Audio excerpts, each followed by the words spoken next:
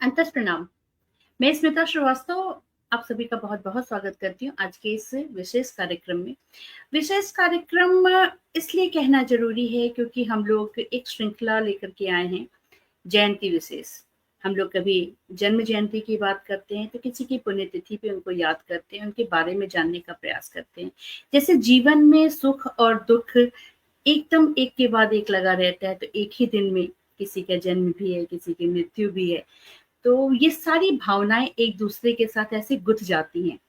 आज 4 जुलाई है और 4 जुलाई अपने अपने आप में ना इतिहास में बहुत कुछ संजोए हुए है। एक तरफ अमेरिका अपने स्वतंत्रता दिवस मना रहा है और हम लोग यहाँ पे याद कर रहे हैं आज 4 जुलाई के दिन स्वामी विवेकानंद जी की आज पुण्यतिथि है, उनको भी याद करेंगे। और एक और विशेष बात है कि आज अंतस सेवा फाउंडेशन की को-फाउंडर डॉक्टर प्रियंका सिंह का जन्मदिन है, तो उनको जन्मदिन की बहुत सारी हार्दिक-हार्दिक शुभकामनाएँ और हम सभी की तरफ से, पूरे पटल की तरफ से। और आज जिस विषय पे हम लोग यहाँ पे जानने वाले हैं,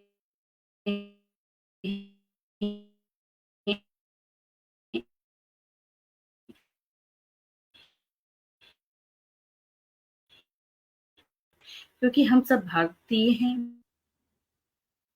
और आज का दिन हम उनको याद कर रहे हैं जिनकी आज पुण्यतिथि है, यानी कि स्वामी विवेकानंद जी को।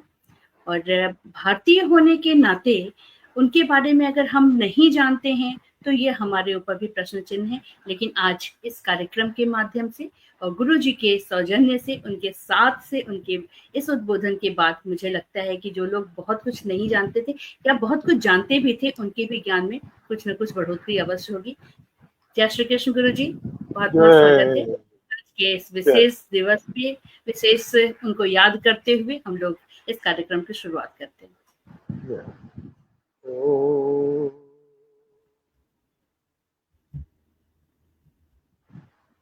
यत्र योगेश्वरः कृष्णो यत्र पार्थो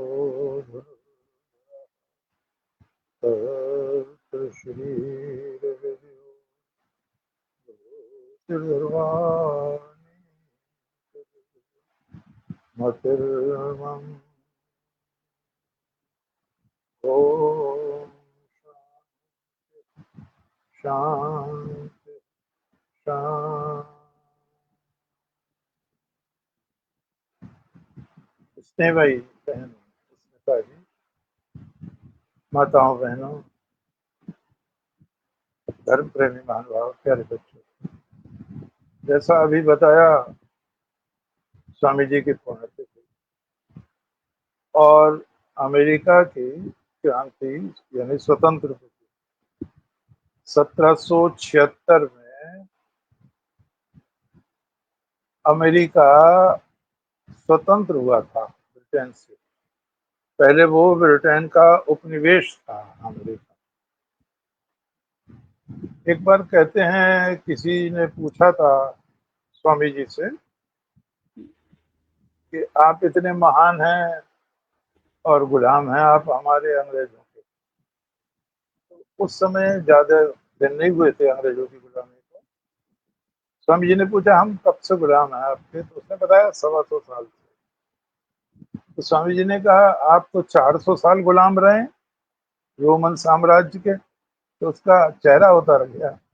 तो स्वामी जी पे हर प्रश्न का जवाब था। उन्होंने लिखा है, रोमा रोला ने लिखा है कि बिजली भी इतनी जल्दी करंट नहीं मारती जितनी जल्दी स्वामी जी जवाब दे दिया करते। बहुत विलक्षण प्रतिभा रही स्वामी जी की। रामकृष्ण परमहंस कहते थे कोई कमल 10 दल का होता है, कोई 20 दल का भी होता है। दल माने पंखड़ियां। एक आध कमल ऐसा होता है जो सहस्र दल, 1000 पंखुड़ियों का होता है।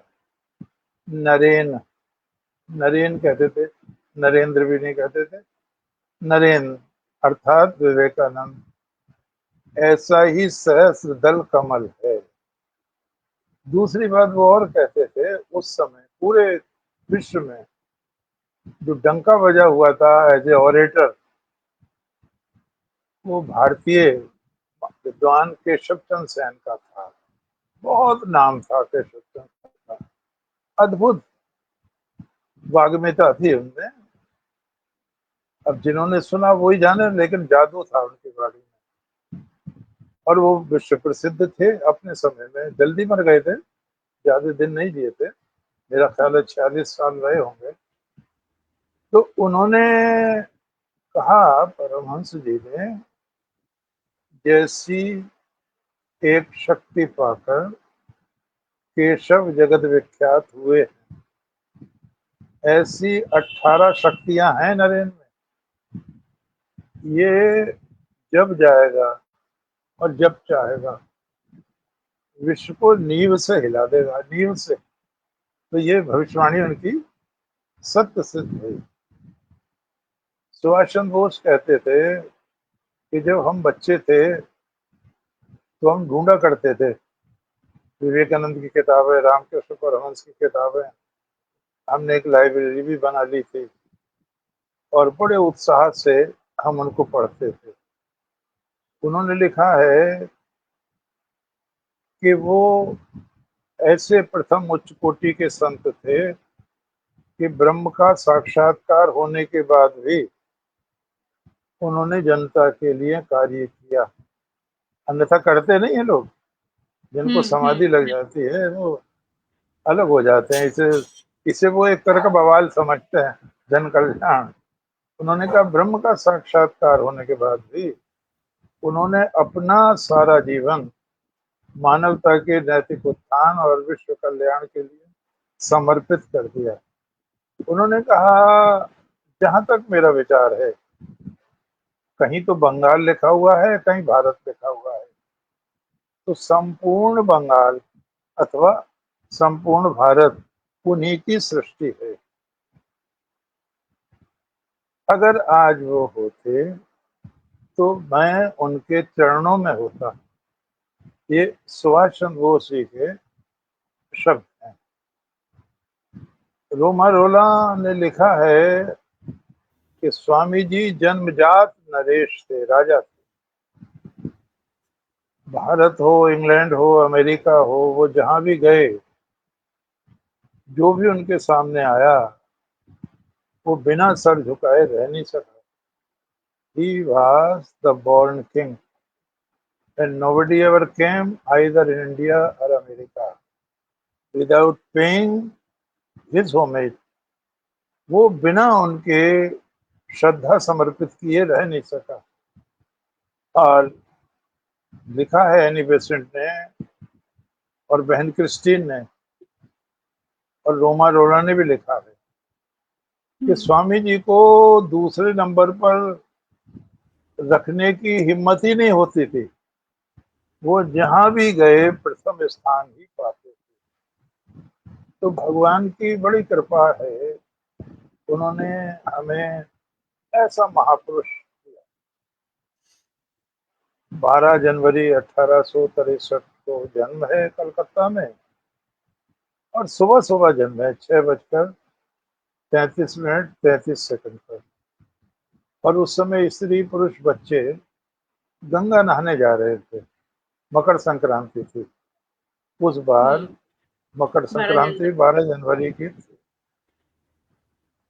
फिर उन्होंने जो पूरा है उनका, वो है शुक्रवार और 4 जुलाई और 1902। टोटल जीवन उनका रहा है 39 वर्ष 5 महीने 24 दिन। उनका कोई भी दिन ऐसा नहीं गया है जो तपस्या से रिक्त हो, महान कार्यों से। एक तो उन्होंने बाहर जाने से पहले पहले सारे भारत की यात्रा कर ली थी, सबकी रोटी खाई थी, सबका हाल देखा था पूरे ढंग से। कुछ तो होते हैं एयर कंडीशन में बैठ के, जैसे आज के ज्यादातर नेता हैं, योजनाएं बनाते हैं। स्वामी जी ने नंगे पैर आत्मदंड कमंडल भिक्षा मांग के पूरे भारत की यात्रा। हम लोग कभी कभी ये समझते हैं कि उनका सभी जगह सम्मान था ना, अपमान भी होता है। एक बार जब वो प्रसिद्ध नहीं हुए थे, एक ट्रेन लेट थी, स्टेशन पे एक पेड़ के नीचे बैठ गए वो, और कोई आया स्टेशन का व्यक्ति, उसने हटा दिया, बैठने नहीं दिया उनको, छाव में नहीं बैठने दिया। और लंगोटी लगाए हुए थे तो और लगता होगा उनको। फिर स्वामी जी बाहर ही रहे और 4 दिन हो गए उनको। रोजाना भीड़ आती थी, वो उपदेश देते थे, भीड़ चली जाती थी। एक मोची था, खितरी का जिक्र है ये। एक मोची था, वो रोज देख रहा था स्वामी जी को, लेकिन उसे आश्चर्य ये था कि उन्हें भोजन करते हुए नहीं देखा उसने किसी भी दिन, ना उसने किसी व्यक्ति को लाते हुए देखा भोजन। और उन दिनों में छुआछूत बहुत थी। जब अंधेरा हो गया, झुकमुका वो आया, उन्होंने प्रणाम किया स्वामी जी को, और स्वामी जी से कहा, स्वामी जी आपके भोजन का क्या प्रबंध है? तो स्वामी जी ने कहा, मुझे भोजन को पूछा ही नहीं किसी ने, यानी 4 दिन हो गए मुझे भोजन को पूछा ही नहीं किसी ने। बोले, लोग तो बहुत आते हैं, हाँ आते हैं, और बात करके चले जाते हैं, भाषण सुन के चले जाते हैं। तो उसने कहा, मैं दाल आटा लाता हूँ, आप बना लीजिए। तो स्वामी जी ने कहा, दाल आटा क्यों लाओगे, अपने घर से बनवा लो। बोले, आप मेरे हाथ का नहीं खाएंगे, हम तो मोची। स्वामी जी ने कहा, नहीं मैं नहीं मानता इस बात को, आप अपने ही हाथ का बनवा के लाओ। और वो लाया, स्वामी जी ने भोजन किया। तो किसी ने 2-4 ने फूंक मार दी कि वो महात्मा क्या था, वो तो मोची का भोजन कर रहा है। आज से 150 साल पहले ये बातें समझना मुश्किल थी, अब बदल गया समय। तो वो आए कि स्वामी जी आपने मोची का भोजन कर लिया। तो स्वामी जी ने उनको डांटा, तुम्हें शर्म नहीं आती? 4 दिन से तुम मुझसे बुलवा रहे थे, तुम्हें ध्यान आया कि मैं भूखा हूँ या प्यासा हूँ? एक व्यक्ति भोजन लाया, उसके ऊपर ऐसी बातें करते हो तुम। और स्वामी जी ने उस मोची से कहा,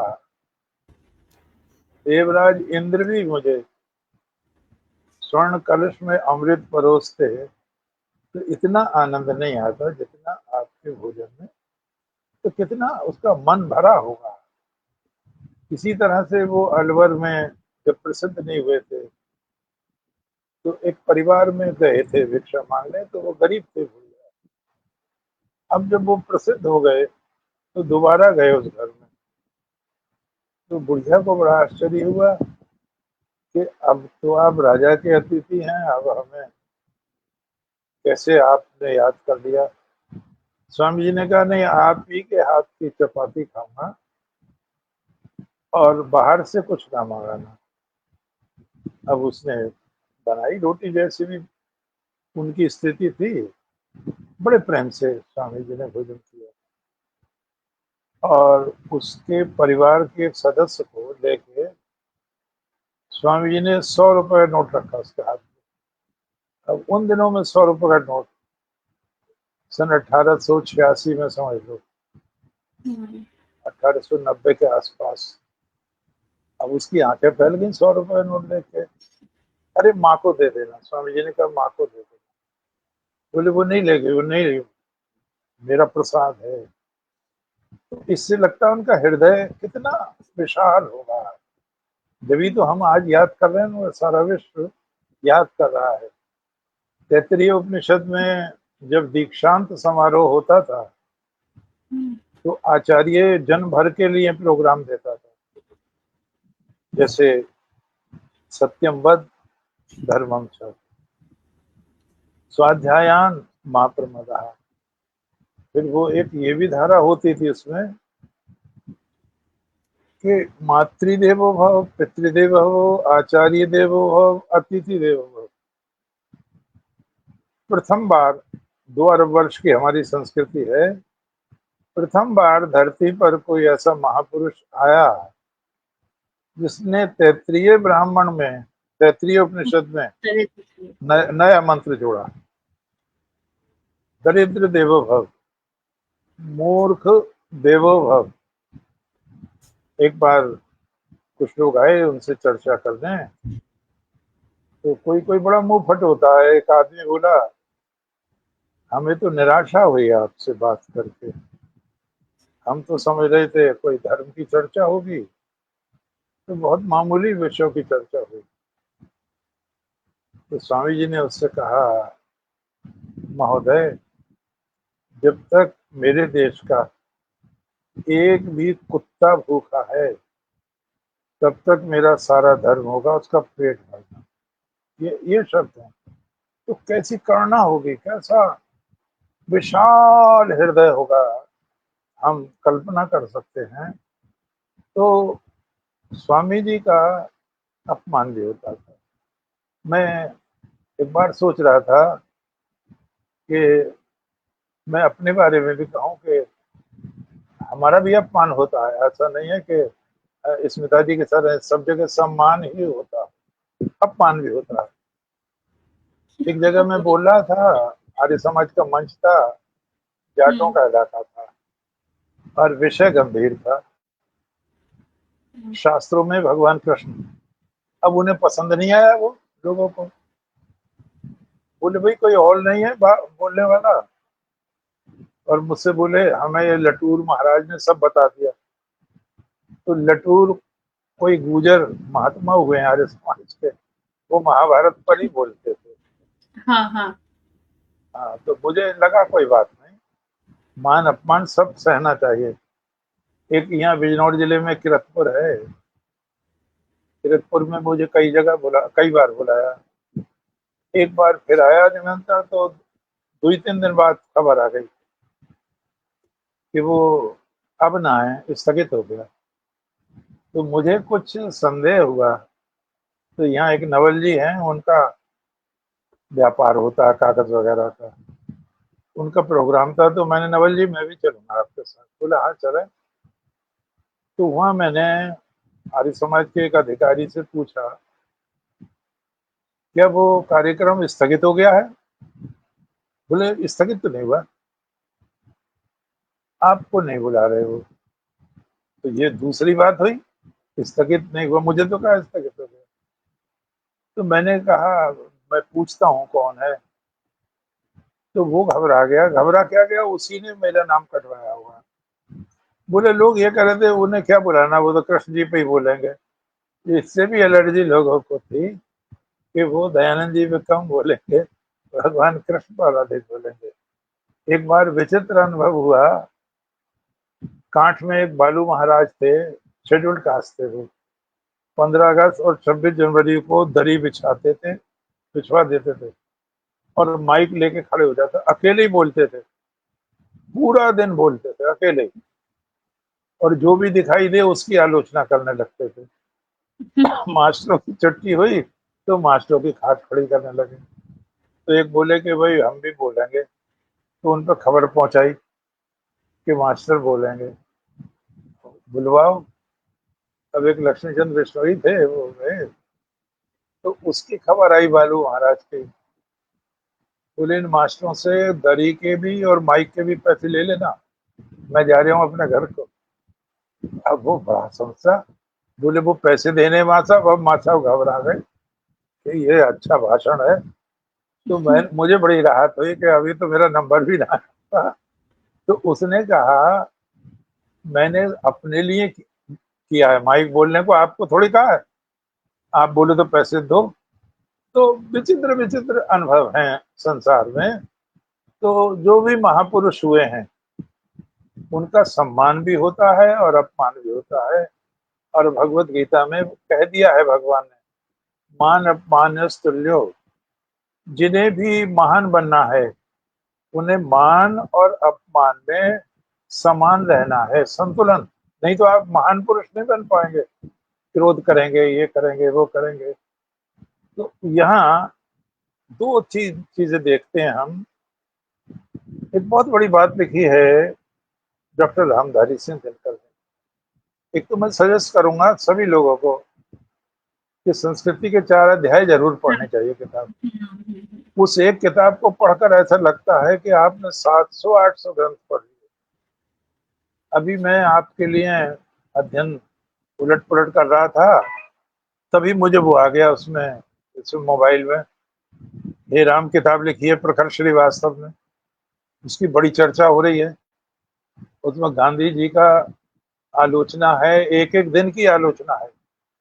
563 पेज है, 599 रुपए की किताब है।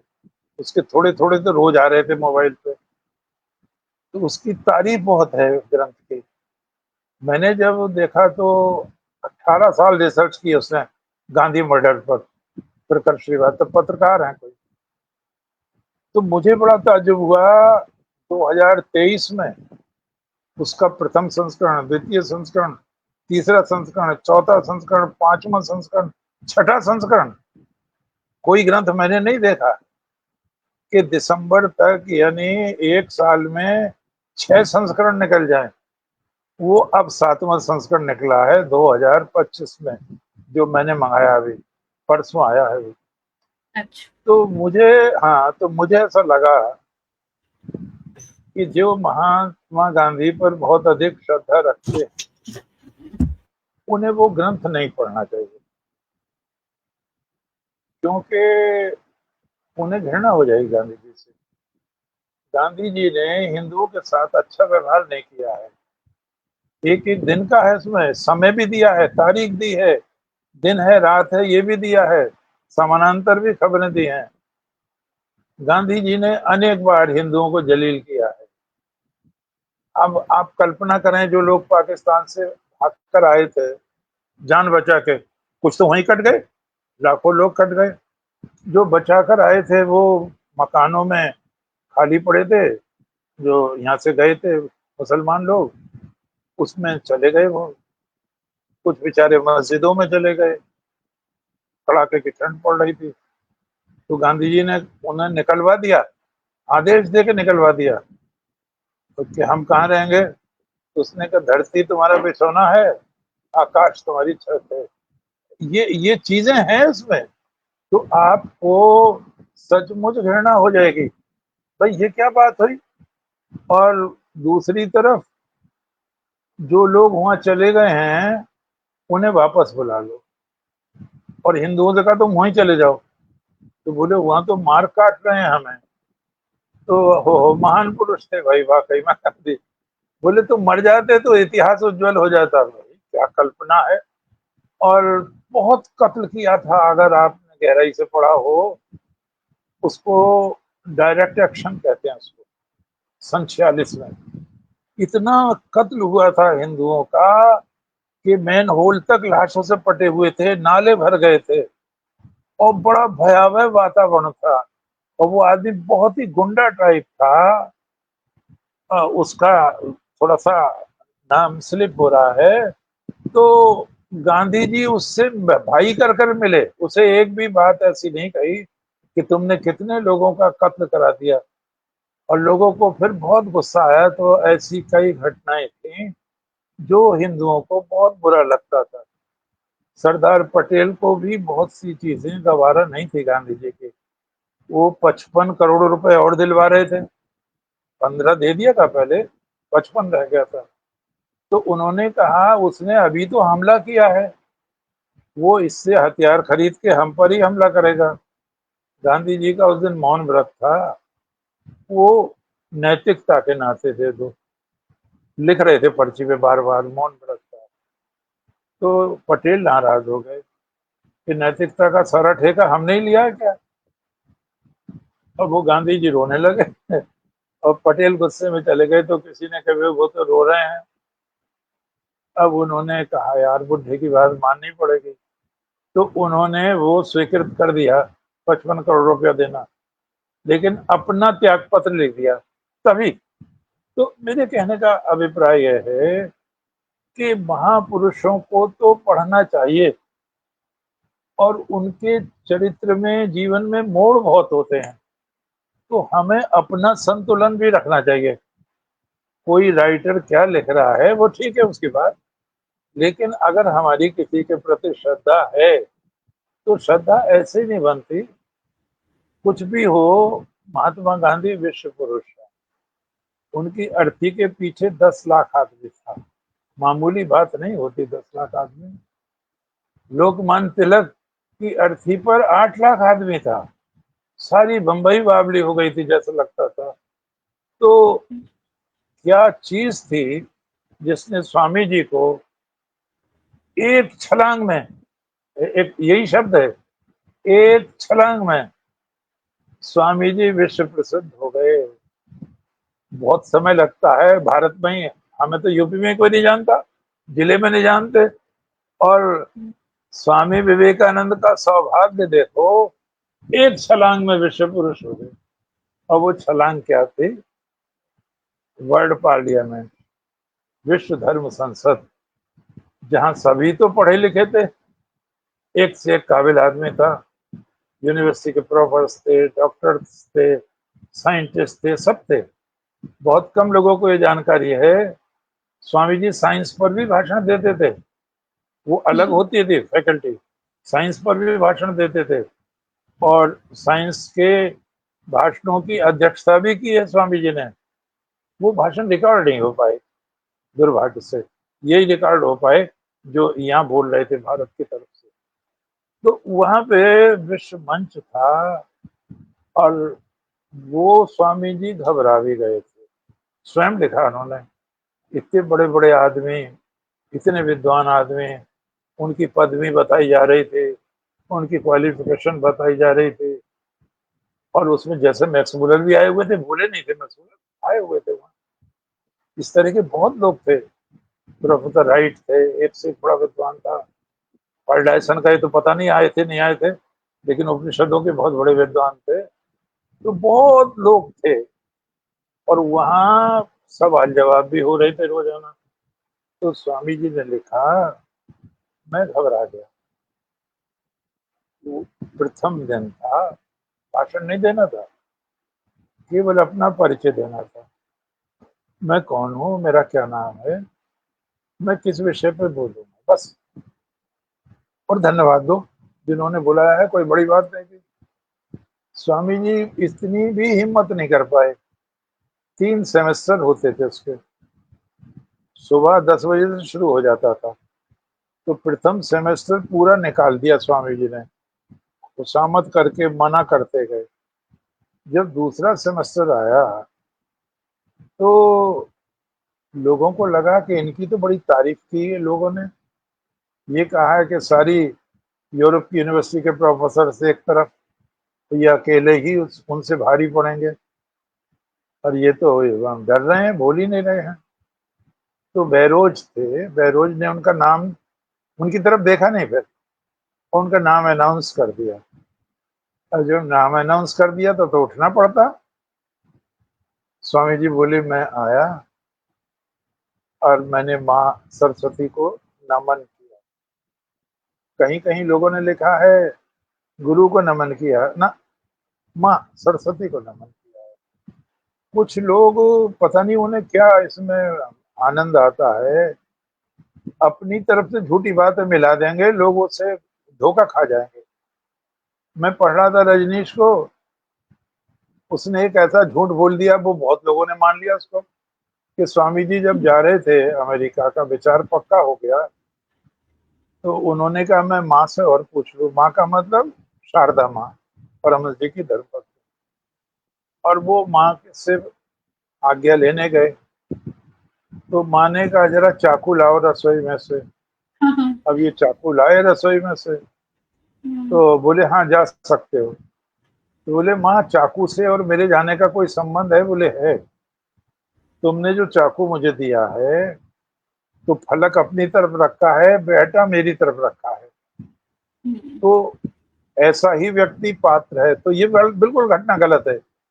उस समय स्वामी जी थे ही नहीं कलकत्ता में, स्वामी जी मद्रास थे और वो स्वप्न में देख रहे थे मैं जाऊं ना जाऊं, ये रोजाना सोच रहे थे। तो स्वप्न में देखा उन्होंने कि समुद्र के ऊपर परमहंस जी चले जा रहे हैं और मुझे भी इशारा कर रहे हैं आने का। तब उन्होंने कहा कि गुरुजी की तो आज्ञा हो गई, माता जी की ओर ले लो। तो उन्होंने पत्र लिखा है बहनों भाइयों, और पत्र में स्वीकृति आई है वहां से कि जब गुरु भगवान ने आज्ञा दे दी तो मेरी भी स्वीकृति है। तब गए। ऐसा नहीं है कि चाकू ले लो ये ले लो। पता नहीं इन्हें क्या आनंद आता है झूठी बातें मिलाने में। एक मुझे बहुत बड़े व्यक्ति हुए हैं, अभी स्वर्गवास हुआ है, बहुत अच्छा बोलते थे, तीनों भाषाओं पर अधिकार था, भारत माता मंदिर के संस्थापक स्वामी सत्यमित्रानंद। एक दिन वो कह रहे थे कि परमहंस जी ने कहा कि नरेंद्र आज मैं तेरे हाथ से नहाऊंगा। अब वो चौकी बिछा दी और वो नहलाने को जब आगे बढ़े उनकी कमर पे तो तमाम पूरे शरीर पे छाले ही छाले, छाले ही छाले। उन्होंने कहा ये क्या हो गया, ये तेरी वजह से हो गया। तो ऐसा कहते हैं स्वामी जी को, रामकृष्ण परमहंस को धातु का स्पर्श सहन नहीं होता था, लकवा मार जाता था उनको काफी देर तक। तो आता ये है जीवन चरित्र में, यह है कि ये उन्होंने जब सुना तो विवेकानंद ने परीक्षा ली उनकी। वो किसी काम से उठे थे गुरुजी और आसन के नीचे 1 रुपया रख दिया था विवेकानंद जी ने। संयोग से परमहंस जी का हाथ उसी वहीं पड़ गया। उन्हें थोड़ी पता था 1 रुपया। अरे मर गया, अरे मर गया, अरे मर गया, अरे वो हाथ सुन्न हो गया। अब सब लोग डर गए। तो परमहंस जी समझ गए किसी ने तो करा ही होगा ये। बोले कौन है रे? तो ये अपराधी की तरह खड़े हो गए स्वामी जी। अरे कोई बात नहीं, ठीक है, ठीक है, गुरु की परीक्षा लेनी चाहिए। गुरु ढोंगी तो नहीं है, वो नाराज नहीं है गुरु जी। तो बस इतनी सी बात कि शरीर में छाले फाल डाले। तो ये जो कथावाचक हैं मैं इन्हें प्रणाम करता हूँ, जने कहाँ से ढूंढ के लाएंगे ऐसी चीजें। तो और एक और प्रमाण उनके देंगे साथ, नहीं। हाँ, शून्य पे जो उनकी भाषण की चर्चा होती है ना, ये भी जोड़ा गया है। और हाँ जैसा कि हाँ, आपने शून्य पे, पहले भी बताया। हाँ। शून्य पे चलता। तो स्वामी जी ने जब उन्हें बुलाया तो अब तो जा ही नहीं सकते थे, माँ को प्रणाम किया। और स्वामी जी ने जो शब्द कहे हैं बहनों भाइयों बच्चों, वो हमें सबको याद रखना चाहिए और गर्व करना चाहिए कि देश परतंत्र था। कहीं कहीं लिखा हुआ था Indians and dogs are not allowed, कुत्ते और भारतीय नहीं आ सकते। आपने एक बात पे गौर किया है या नहीं किया है? जो अंग्रेजों के यहाँ चपरासी होते थे और बड़े होटलों में जो चपरासी होते थे, उनकी ड्रेस राजाओं वाली होती थी, बड़ी सी अचकन, हम्म। बड़ी सी पगड़ी राजाओं वाली। तो ये अंग्रेज ने जानबूझ के किया था क्योंकि राजस्थान के राजाओं की ये ड्रेस थी। तो वो देखते थे यार हमारी ड्रेस में तो चपरासी है, तो उन्हें मजबूर होकर वो अपनी ड्रेस छोड़ के पैंट शर्ट में आना पड़ा। ये चालाकी थी अंग्रेज की। तो ये मोड़ भी हमें समझने की चीज है। तो स्वामी जी ने जो शब्द कहे उन्हें हम स्मरण करें, उससे ऊर्जा मिलती है। वहां वो लोग बैठे थे जिनके राज्य में सूर्य नहीं छिपता था। वहां वो लोग भी बैठे थे जिनका अनेक देशों में शासन था। वहां वो लोग भी बैठे थे जो इसका घमंड करते थे कि हमारे धर्म की किताब आसमान से उतरी है।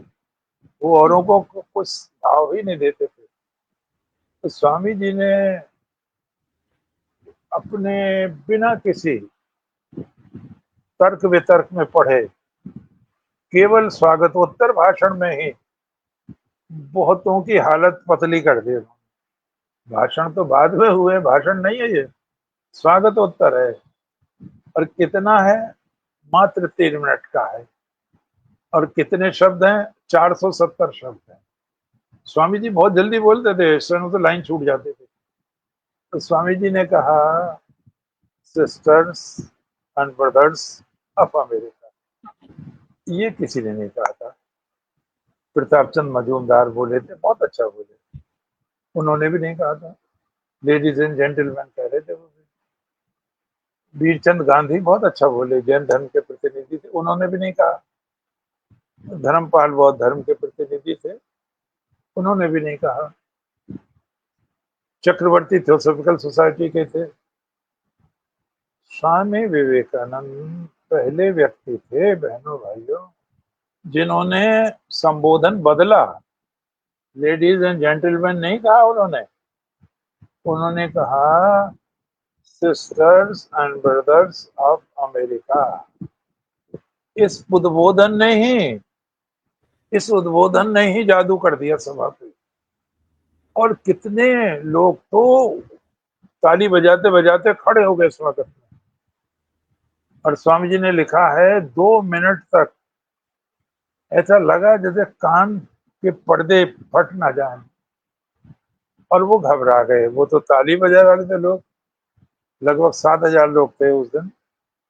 स्वामी जी कह रहे थे भाषण तो नहीं दिया, कूट तो नहीं कर रहे कहीं, उखाड़ रहे हो कहीं, क्योंकि भाषण तो दिया नहीं है।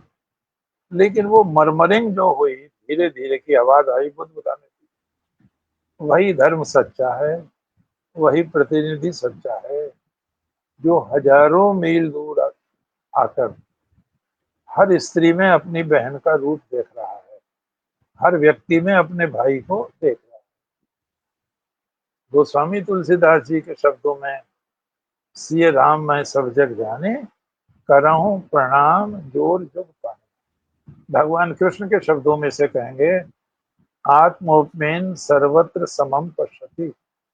जो अपने समान ही सबको सम देखता है। स्वामी राम तीर्थ जब बोलते थे तो वो सिस्टर्स एंड ब्रदर्स भी नहीं कहते थे। आपको ताज्जुब होगा, वो क्या कहते थे कि आपके रूप में विद्यमान मेरी आत्मा, वो ये कहते थे। अद्वैत के उपासक थे। आप लोगों के रूप में विद्वान मेरी स्वयं की आत्मा, तो इन्हें जानना चाहिए, बड़े लोग हैं। तो स्वामी जी ने पहली लाइन तो बहुत बढ़िया, इससे बहुत बड़ा प्रभाव पड़ गया। और दूसरी लाइन इससे भी बढ़िया, sisters and brothers of America, it fills my heart with joy unspeakable to rise in response to the warm and cordial welcome which you have given us. मेरा हृदय अवर्णनीय आनंद से ओतप्रोत हो गया है। आपने जो हमारा भावभीना स्वागत किया।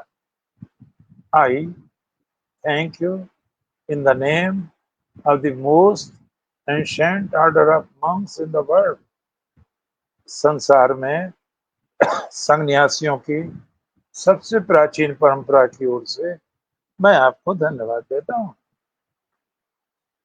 आई thank you in the name of the mother of religions, जो सभी धर्मों की जननी है, जहाँ से सभी श्रेष्ठ विचार निकले हैं, उस भारत माता की ओर से आपका अभिनंदन करता हूँ। आई thank you in the name of millions and millions of Hindu people of all classes and sects. मैं उन लाखों लाखों हिंदुओं की ओर से भी आपको धन्यवाद देता हूँ जो विभिन्न मत मतांतरों में विभाजित हैं। ये बहुत दिल गुर्दे की बात थी। ये वो कह सकता था जिससे पूर्ण हिंदुत्व पर पूरा अधिकार हो। जैन धर्म, बौद्ध धर्म, सांख्य दर्शन, न्याय दर्शन, कणाद का दर्शन, जिसे सब कुछ आता हो और जिसे बाइबल पर अधिकार हो, जिसे कुरान पर अधिकार हो, जिसे लाओ त्से पर अधिकार हो, सब पर अधिकार हो। तो स्वामी जी का ये जो वाक्य है, हमें भारतवासियों को इस पर गर्व करना चाहिए। मैं सारे भारत के सभी शाखाओं की ओर से आपको धन्यवाद देता हूँ। अर्थात आपको हिंदू धर्म की किसी भी मान्यता का कोई जिज्ञासा, कोई प्रश्न हो तो मुझसे करें। और हुए हैं प्रश्न आगे।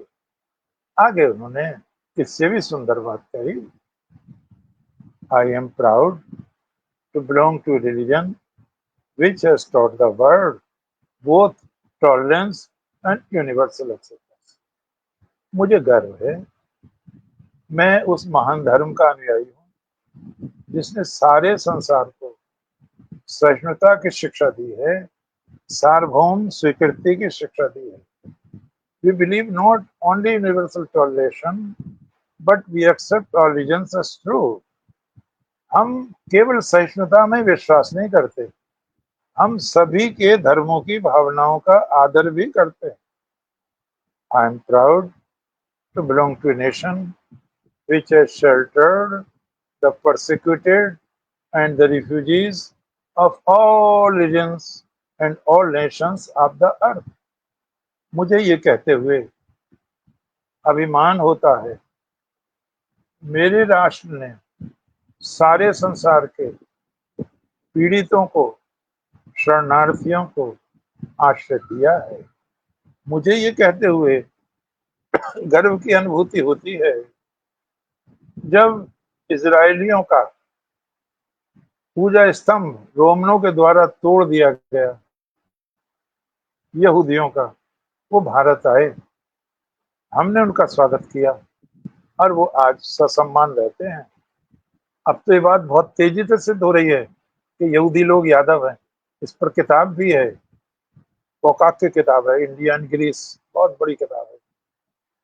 तो महाभारत के बाद यादवी लोग भाग के चले गए, वही यहूदी हो गए हैं। और वैसे भी चंद्रवंशी हैं, वहाँ वो चंद्रमा को ही धारण करते हैं, चंद्रवंशी कहलाते हैं। फिर उसके बाद इस्लाम का उदय होता है और कत्लेआम होता है पारसी लोगों का, और पारसी लोग भी भागकर भारत आते हैं और उनको भी हमने शरण दी है। अब यहाँ ध्यान देने की चीज ये है, कोई तर्क नहीं कर रहे हैं स्वामी जी, कोई बहस नहीं कर रहे हैं, लेकिन उन लोगों को गिरहवान में झांकने को मजबूर कर रहे हैं जिन्होंने धर्म के नाम पर, ईश्वर के नाम पर 7 और 9 वर्ष के जिंदा बच्चे दीवार में चुनवाए, जिन्होंने ग्रंथ का हवाला देकर कत्ल किया है, मंदिर लूटे हैं, ये पुस्तकों को जलाया है, लहूलुहान किया है। और लिखा है, बहुत बड़े विद्वान ने लिखा है, विडूरा ने, the Mohammedan conquest of India is probably the brilliant story of the world history. मुसलमानों की भारत विजय संसार की सबसे अधिक खून में नहाई हुई कहानी है। बहुत काम किया लोगों ने। मैक्स मुलर ने भी कहा है, मुझे आश्चर्य है इतना जुल्म होते हुए भी, इतना आतंक होते हुए भी हिंदू संस्कृति कैसे सुरक्षित रह गई, मुझे आश्चर्य होता है। तो उन लोगों के मुंह काले हो गए जिन्होंने धर्म के नाम पर हमारे पूर्वजों को कत्ल कराया था, हमारी बहन बेटी का सतीत लूटा था, हमारे जिन्होंने धर्म ग्रंथ जलाए थे, उन्होंने देखा अरे वाकई में ये तो धर्म नहीं था जो हमने किया है। आज भी मैं भाषण देने गया था एक कॉलेज में, तो वहाँ एक सज्जन थे, मैंने उनसे पूछा कि जो मोहर्रम मनाते हैं आप, सेलम मनाते हैं, तो इसीलिए तो मनाते हैं, वहाँ अत्याचार हुआ बच्चों के संग, मोहम्मद साहब के दामाद के साथ, उनके बच्चों के साथ। बोले हाँ। तो मैंने कहा उससे बुरा तो तुमने यहाँ किया, 7 और 9 वर्ष के जिंदा बच्चे गुरु गोविंद सिंह के जिंदा दीवार में चुनवा दिए, इस पर भी कभी निगाह जाती है? उससे तो मना रहे हो 1400 साल पहले की बात को, यहाँ जो किया है ये तो जख्म भरो। तो वो प्रिंसिपल साहब घबरा गए, बोले वो यादव साहब तो स्वतंत्र आदमी है, अब तुझे कौन सी फांसी लग रही है, बात ही तो मैं कह रहा हूँ और इस पर विचार करना चाहिए। अगर हमें मानवता को आगे बढ़ाना है तो धर्मों में क्या बातें साझी हो सकती हैं, यही तो प्रयास है विवेकानंद का, यही तो प्रयास है और लोगों का। और फिर स्वामी जी ने एक बहुत बढ़िया बात कही, हमने अत्याचार क्यों नहीं किए, ये जानने की चीज है।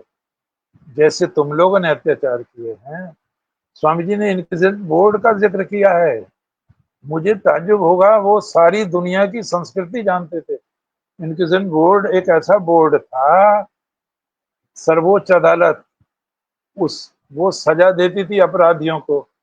लाखों स्त्रियों को डायन कह के जिंदा जला देती थी, लाखों स्त्रियों को, लाखों पुरुषों को जुलूस बनाकर और उनकी जीभ उखाड़ के अजीब अजीब ढंग से उन्हें गंदे टोपे पहना के रात में मशाले जला के जुलूस निकाल के उनका कत्ल कराया जाता था इंक्विजिशन बोर्ड के नाते। स्वामी जी ने उसका भी जिक्र किया है कि पाप भारत ने कभी नहीं किया। तो मैं आपसे कहना चाहूंगा, स्वामी जी की जगह दूसरा आदमी सफल नहीं होता, क्योंकि उसे भारत की पता नहीं है। उसे क्या पता इंग्लैंड वालों ने क्या किया है, रोम वालों ने क्या किया है, यूनान वालों ने क्या किया है, दूसरे धर्म वालों ने क्या किया है। एक बहुत आपने विचार किया होगा, स्मिता जी जैसे लोग उसको विचार करेंगे और भी लोग पढ़ते होंगे। क्या ईश्वर कत्ल करने की आज्ञा देगा मानवों को? क्या ईश्वर कत्ल करने की आज्ञा देगा पशुओं को, पक्षियों को? क्या ईश्वर ये कत्ल करने की आज्ञा देगा दूसरों के धर्म ग्रंथों को जलाने की? बहनों भाइयों, विवेकानंद ने इस पर विचार किया है। मैंने बहुत लोग पढ़े हैं, मैं कोई ये नहीं कहता, मुझे नहीं कहना चाहिए, लेकिन ये मुझे विवेकानंद में मिला, कहीं मिला ही नहीं प्रश्न। मुझे बहुत खोज थी इस बात की, तो मुझे बहुत अच्छा लगा कि चलो लाखों में, करोड़ों में और हजारों वर्षों में एक महापुरुष तो मिला जिसने हमारी शंका का समाधान किया है। विवेकानंद साहित्य खंड प्रथम में आप समाधि दर्शन पढ़ो, जिस पर स्वामी जी बोल रहे हैं। फिर तो बहुत किताबें निकली थी उस पर, लाखों किताबें बिकी थी स्वामी जी की, भाषण जगह जगह हुए थे उनके। तो उसमें वो एक जगह कह रहे हैं कि परमात्मा की शक्ति बहुत बड़ी साधना के बाद, बहुत बड़ी पवित्रता के बाद साधक पर अवतरित होती है। ध्यान रखें, साधक पर अवतरित होती है। और फिर भी स्वामी जी ने एक बहुत बढ़िया बात कही, कभी कभी कभी कभी वो ऐसे व्यक्ति पर भी अवतरित हो जाती है जो योगी नहीं होता। योगी, ये शब्द है, जो योगी नहीं होता, वो उसको संभाल नहीं पाता। कभी वो सदुपयोग कर देता है, कभी दुरुपयोग कर देता है। हम इसको यूं समझ सकते हैं, कोई अरबपति मर गया, अपने बेटे को संपत्ति छोड़ गया, तो कभी वो उसका अच्छा उपयोग कर लेगा, कभी दूसरी जगह उपयोग कर लेगा। तो स्वामी जी के शब्द हैं, मोहम्मद एक ऐसे ही व्यक्ति थे जो योगी नहीं थे, लेकिन शक्ति अवतरित हो गई थी और वो उसको संभाल नहीं पाए। योगी ही संभाल पाता है, हर कोई नहीं संभाल पाता। कुंडली जब जागृत होती है तो योगी बताते हैं तो मरने का डर हो जाता है आदमी को, सन सन सन सन सन सन ऊपर चढ़ती है कुंडली।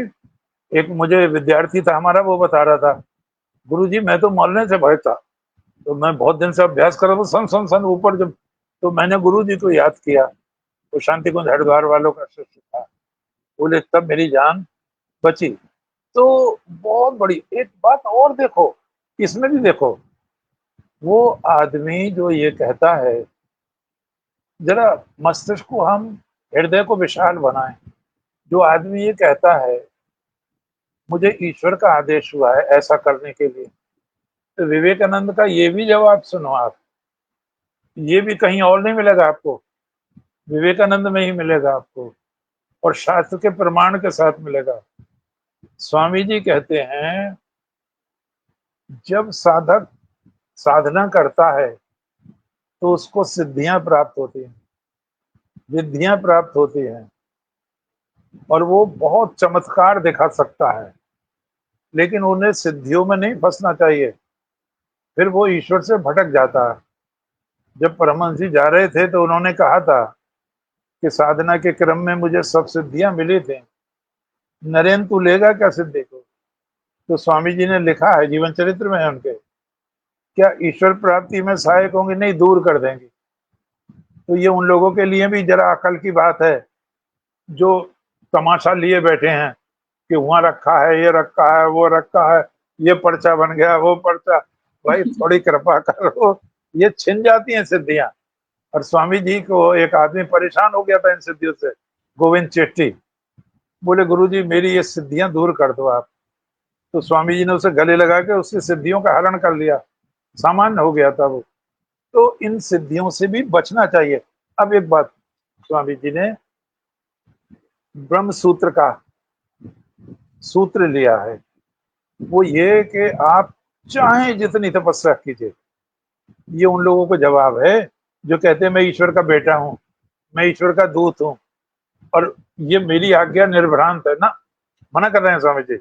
स्वामी जी कह रहे हैं, योग दर्शन कह रहा है 5000 वर्ष पहला, वो ये कह रहा था, जगत व्यापार वर्जम प्रकरणाद अन्यत्यात् सत्यम।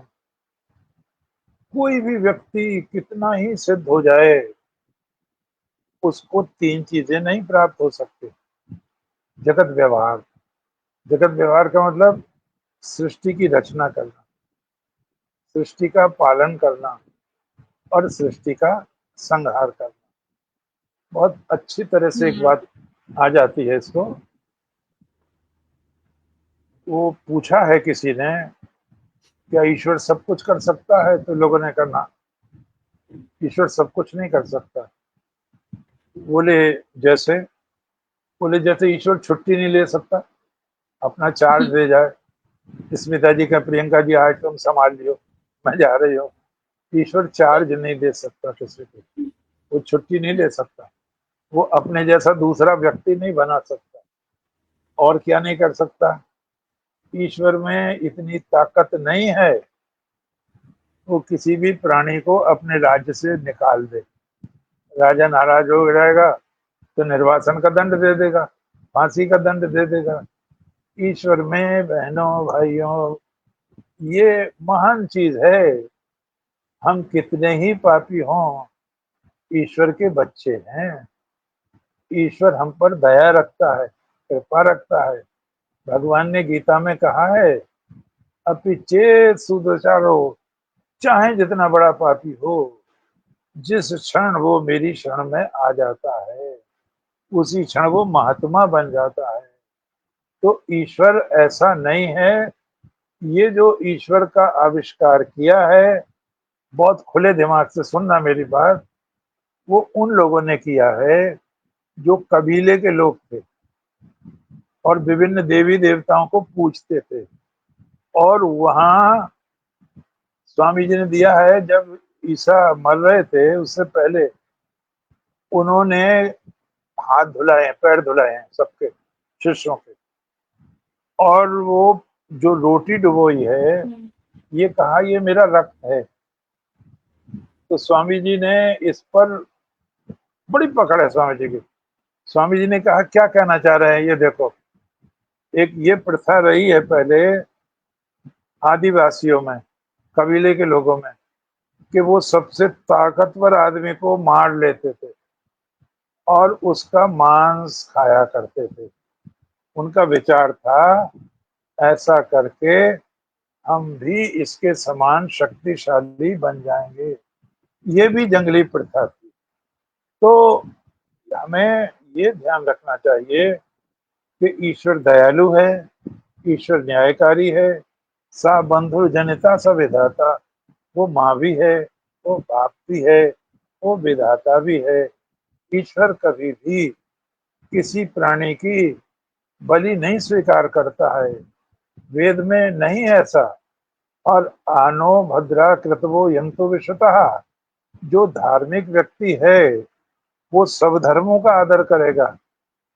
यजुर्वेद में प्रार्थना की गई है, आ नो भद्रा कृतवो विश्वंतो, let noble thoughts come to us from every side. चारों दिशाओं से अच्छे विचार हमारे पास आए। और आज ही की ताजा खबर है, ये मंत्र घाना में आज ही प्रधानमंत्री नरेंद्र मोदी ने पढ़ा है। और दूसरा मंत्र श्लोक है, सर्वे भवन्तु सुखिनः, सर्वे सन्तु निरामया, सर्वे भद्राणि पश्यन्तु, माँ कश्चित दुख भाग भवेत्। मैं थोड़े से संक्षेप में उन चीजों का वर्णन करूं जो बहुत चुनौतियां थी भारत के सामने।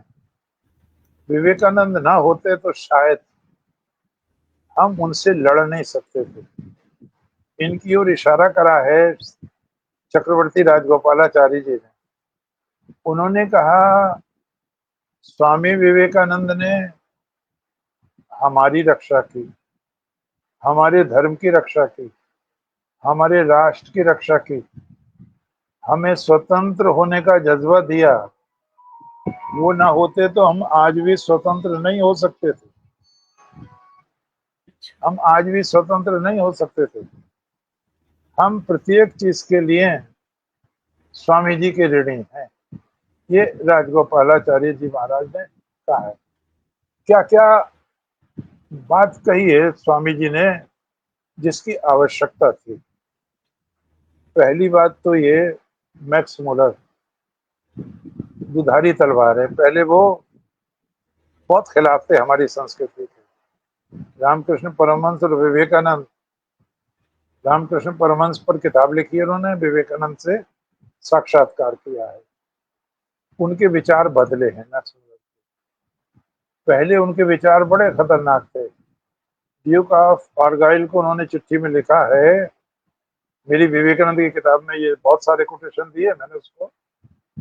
उन्होंने लिखा, the ancient religion of India is doomed and if Christianity does not step in, whose fault will be. Bharat का प्राचीन धर्म नष्ट हो रहा है। अगर इसकी जगह ईसाइयत नहीं खड़ी हो जाती तो किसका दोष होगा। फिर वहां चेयर स्थापित हो रही थी, उनको वजीफा मिल रहा था और वहां लिखा हुआ था, ये वजीफा आपको इसलिए मिल रहा है कि आप संस्कृत ग्रंथों का अंग्रेजी में अनुवाद करें, जिससे हिंदुओं को ईसाई बनाने में मदद मिले। ये शब्द, ये चुनौती थी। अमेरिका में पढ़ाया जा रहा था प्राइमरी कक्षाओं में चित्र सहित। मैंने भारत महान में वो चित्र दिया है, स्मिता जी को मिल जाएगा। एक स्त्री है, वो अपना बच्चा पैदा होते ही गंगा में बहा रही है। एक दूसरा आदमी है, उसने स्त्री को पेड़ से बांध रखा है, वो इसलिए कि इसे जला के और वो लाभ करे धर्म का। एक और है, वो नाके के सामने बच्चों को फेंक रही है। ऐसी बेहुदा बातें पढ़ाई जा रही थी वहां। तो स्वामी जी ने कहा, वहां अमेरिका में उनकी जान के लाले भी पड़ गए थे। आप ये ना समझे, उनको डाइट में तो कॉफी में जहर दिया गया था डिनर के बाद। और कहते हैं जब वो कॉफी को हाथ लगाया, उठा दिया था उन्होंने प्याला, तो परमहंस जी दिखाई दिए उनको। उन्होंने यूं कर दिया, पी नहीं उन्होंने फिर कॉफी। तो बाद में पता चला कि उसमें जहर था। ईश्वर भी रक्षा करता है ऐसे महापुरुषों की। तो स्वामी जी ने कहा, ये शब्द है उनके,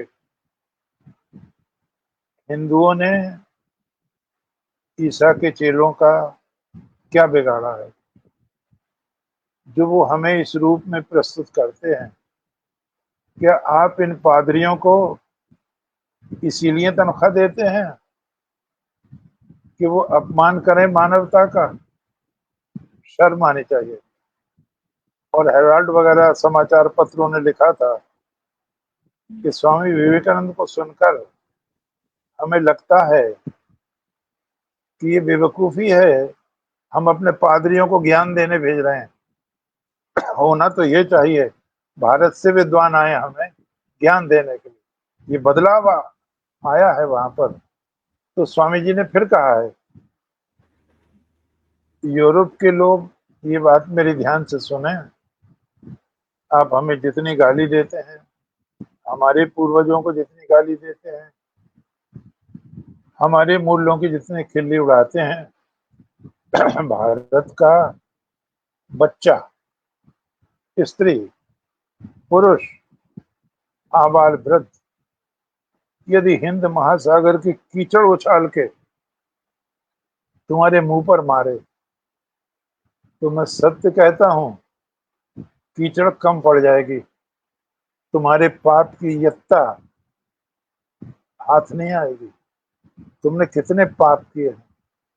फिर उन्होंने लिखा है, तुम कहते हो हमने उद्धार किया है संसार का, 30 करोड़ भारतीयों की गर्दन पर इंग्लैंड का पैर है। मुझे बताओ, मैं दो नहीं चाहता, एक। किस देश का तुमने उद्धार किया है? जहां गए हो मार काट के मूल निवासियों को ही समाप्त कर दिया है।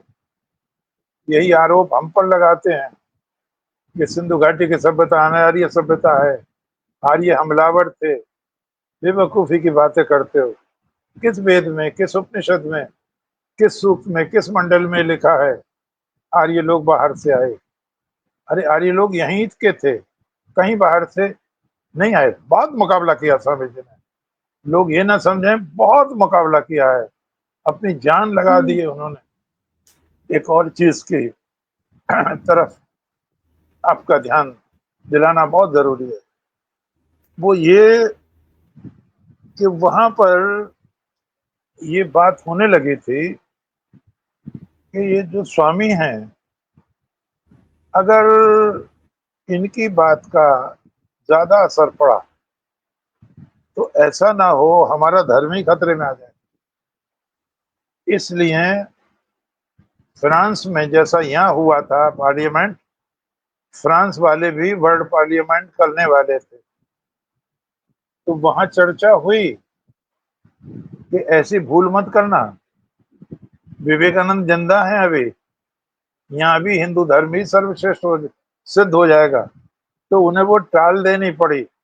और स्वामी जी ने लिखा है अपने गुरु भाई को, हरि भाई तू देखना, जाते समय कहा था, ये जो वर्ल्ड पार्लियामेंट हो रही है ये मेरे लिए हो रही है, ये शब्द है, ये मेरे लिए हो रही है। और जब मेरा नाम हो जाएगा तो तुझे लगेगा कि मैं सत्य कह रहा था। तो वर्ल्ड पार्लियामेंट का एक बड़ा उपकार हुआ कि हमें पूंजीभूत अंधकार कहा जा रहा था, भारत को सपेरों का देश कहा जा रहा था, जंगली लोगों का देश कहा जा रहा था। स्वामी विवेकानंद ने अपने हिमालय जैसे वृक्ष से अकेले ही उन सबको परास्त कर दिया। एक बहुत बड़ा काम किया कलकत्ता में, डी रोजियो, अलेक्जेंडर गफ, ये पादरी था, वो प्रोफेसर था। इनके झांसे में आके तमाम हिंदू ईसाई बन गए, धड़ाधड़ धड़ाधड़ धड़ाधड़ बन रहे थे, और बी फिटिंग क्लब से स्थापित कर लिए थे। वो बड़ी नफरत करने लगे थे भारतीयों से। डॉक्टर रामधारी सिंह दिनकर ने लिखा है कि वो यूरोपीय आंदोलन, वो अंग्रेजी भाषा का आंदोलन, वो भारत को कलंकित करने का आंदोलन, स्वयं भारतीयों द्वारा भारतीयों का अपमान करने का आंदोलन, स्वामी जी के हिमालय जैसे वृक्ष से टकराकर चूर चूर हो गया। ये दिनकर जी के शब्द हैं, चूर चूर हो गया, अन्यथा बहुत बड़ा खतरा आ गया था। तो स्वामी जी के, विवेकानंद के आने से एक बहुत बड़ी क्रांति ये हुई कि लोगों में विश्व धर्म की जिज्ञासा जगाई। राजा राम मोहन राय प्रथम व्यक्ति हैं जिन्होंने धर्मों का तुलनात्मक अध्ययन किया था, लेकिन उन्होंने केवल 3 धर्मों को लिया था। अपना धर्म लिया था, ईसाई धर्म लिया था, इस्लाम लिया था। लेकिन विवेकानंद ने सारे धर्मों को लिया था, और उन्होंने इस पर बहुत व्याख्यान दिए हैं, क्या सारे धर्मों का कहीं सम्मिलन हो सकता है? एक बहुत बड़ी बात कही है, उसे कह के बात को समाप्त करें। स्वामी जी ने हमें सुझाव दिया है, अगर आपको ईश्वर की प्राप्ति करनी है तो किसी संघबद्ध संस्था के सदस्य मत बनना। और समझने वाले समझ जाएंगे, मैं क्यों नाम लूं, लोग नाराज हो जाएंगे। किसी संघबद्ध संस्था के सदस्य मत बनना, वो आपका स्वतंत्र व्यक्तित्व छीन लेंगे और आपको गोल दायरे में घुमा देंगे। धर्म ईश्वर और आपके बीच की चीज है, किसी को टांग अड़ाने की क्या जरूरत है इसमें। ये उन्होंने शब्द कहा है। और देखो, ये जो कत्ल होते हैं धर्म के नाम पर, जो आतंकवाद होता है, ये सब ये तभी तो होता है, वो फंस गए हैं इसमें, वो निकल ही नहीं पा रहे उसमें। तो स्वामी जी के शब्द हैं, किसी संघबद्ध धर्म के सदस्य मत बन जाना, स्वतंत्रता छिन जाएगी। और एक बहुत बड़ी बात कही है, लोग कोसते हैं, स्वामी जी ने नहीं कोसा कि मैं देखता हूँ नए नए आंदोलन हो रहे हैं, मुझे अच्छा लगता है, मुझे अच्छा लगता है, मैं नाराज नहीं होता। ये इस बात का सबूत है कि धर्म सड़ा नहीं है, चिंतन मरा नहीं है, चिंतन जिंदा है। जब तो ईसा मोहम्मद में अंतर है, ईसा और भगवान कृष्ण में अंतर है, भगवान कृष्ण और व्यास में अंतर है। ये चिंतन जारी रहना चाहिए, ये उन्नति के लक्षण हैं। चले बहती आगे बढ़ना चाहिए, आगे बढ़ना चाहिए। स्वामी जी की एक बात बताई नहीं जाती लोगों को, यहाँ तमाम के ये मायावती है और ये रावण है और ये फलाना, ये ढिमके हैं, ये अम्बेडकर है। सबसे ज्यादा स्वामी विवेकानंद ने पक्ष लिया है। आप उनका साहित्य पढ़कर देखें। वो एक बार जा रहे थे तो एक आदमी चिलम पी रहा था, स्वामी जी बोले जरा मैं भी पी लूं। बोले नहीं, मैं तो बेहतर हूँ। तो वो चले गए, फिर आप लौटे। बोले वो चिलम दोबारा भर लो, वो काम कर रहा था, अब चिलम ठंडी हो गई थी। बोले मैं बेहतर, बोले यही तो मैं सुधारने आया हूँ, मुझे मनुष्य मनुष्य में फर्क नहीं करना चाहिए। स्वामी जी ने उसकी चिलम की। एक केष्टा नाम का व्यक्ति था, संथाल जाति का था वो। स्वामी जी बोले हम तुम्हें भोजन कराएंगे तो खा लोगे? तो बोले पहले खाएंगे, खा लेते थे, अब नहीं खाएंगे। स्वामी जी ने क्यों? बोले अब हमारा विवाह हो गया है, तो इससे क्या हुआ, हम अब नमक नहीं खाते। तो स्वामी जी ने कहा बिना नमक का खा लोगे? हाँ। तो आप देखो, स्वामी जी ने सारे संथालों को बुलवाया, सैकड़ों को, और बहुत बढ़िया भोज तैयार कराया बिना नमक का और सब चीज से। तो उन्होंने केस्टा से कहा, अच्छा लगा?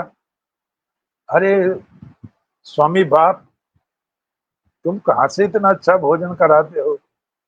तो वो रोने लगे, स्वामी जी के आंखों से आंसू आ गए। जब यह प्लेग फैली तो कई लाख आदमी मर गए थे, गाय का चंदा लेने आए थे गौशाला के लिए। स्वामी जी ने कहा आपका बैंक बैलेंस कितना है? तो बोले काफी अच्छा है।